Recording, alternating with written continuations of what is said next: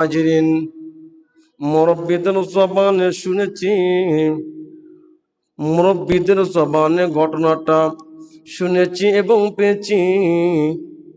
বড় পীর আব্দুল কাদের জিলানী মাহবুবে সুবহানে কুতুবিন রব্বানে, বড় পীর আব্দুল কাদের জিলানী মাহবুবে সুবহানি কুতুবে রব্বানি রাস্তা দিয়ে চলছেন।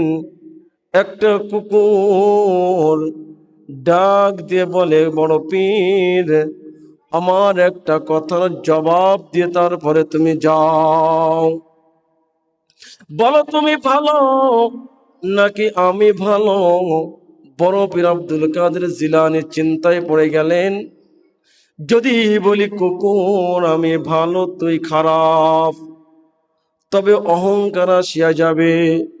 আর যদি বলি কুকুর তুই ভালো আমি খারাপ, তবে তো কুরআনুল কারীমের আয়াতের উল্টা হয়ে যাবে। কারণ আল্লাহ তাআলা জানিয়ে দিয়েছেন বনি আদম হলো সবচাইতে শ্রেষ্ঠ জাতি।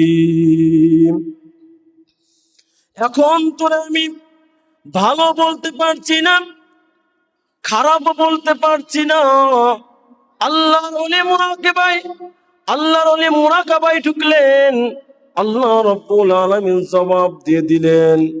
এই জবাবে বড় পীর আব্দুল কাদের জিলানী ডাক দিয়ে বলে, কুকুর, কবরে যাওয়ার আগে আমি তোরে বলতে পারবো না তুই ভালো নাকি তুই খারাপ। কারণ মানুষ আমাকে বড় পীর বলে ডাক দেয়, মরণের পরে আমার সাথে কিছুই যাবে না, 3 টুকরা কাপড় আমার সাথী হবে। ওই অন্ধকার কবর, সাপ বিচ্ছুর ঘর, পোকা মাকড়ের ঘর, 3.5 হাত মাটির ঘর। আল্লাহ পাকের 2 জন ফেরেশতা আসিয়া প্রশ্ন করবে। 1 নম্বর প্রশ্ন, রবের পরিচয় দাও। 2 নম্বর প্রশ্ন, ধর্মের পরিচয় দাও। 3 নম্বর প্রশ্ন, রহমাতাল লিল আলামিনের পরিচয় দাও। আল্লাহর শুকর, যদি জবাব দিতে পারি তাহলে আমি আব্দুল কাদের জিলানী বলবো আমি ভালো তুই কুকুর খারাপ।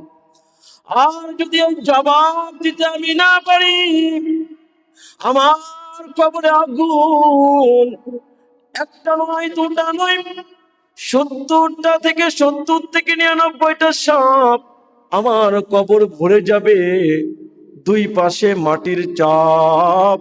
তখন আমি বলবো কুকুর আমি ভালো তুই খারাপ। তখন আমি বলবো কুকুর তুই ভালো, আমি মানুষ হয়ে ভালো হতে পারলাম না, কারণ আমার কবরের মধ্যে আগুন, আমার শাস্তি হবে, তোর কোনো আযাব নাই। বড় পীর আব্দুল কাদের জিলানী বলে, ও দুনিয়ার মানুষ, কবরে গিয়ে নাজাত না পাওয়ার আগ পর্যন্ত নিজেকে ভালো বলার কোনো সুযোগ নাই। কবরে গিয়ে নাজাত না পাওয়ার আগ পর্যন্ত নিজেকে ভালো বলার কোনো সুযোগ নাই।